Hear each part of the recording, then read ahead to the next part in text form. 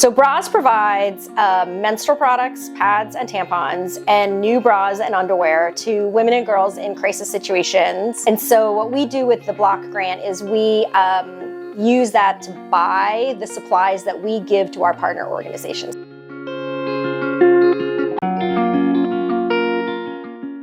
And so you think that's 34,000 women in this immediate area that either didn't go to work or school because they didn't have enough menstrual products to take them through a week, or they didn't have enough underwear to make it for a week, or they didn't have any bras. And so the amount of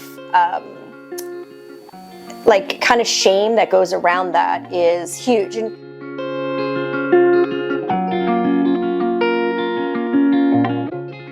Our food pantry serves enrolled students and their families.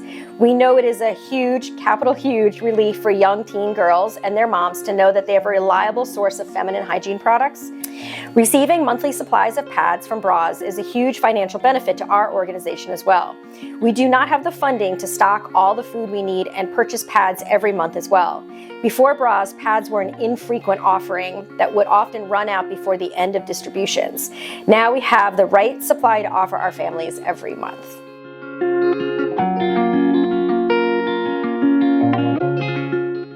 And so it's interesting in a very wealthy community in Northern Virginia where you look around and there's plenty abound, that there's so many people that don't have enough to just be able to take care of their personal hygiene needs.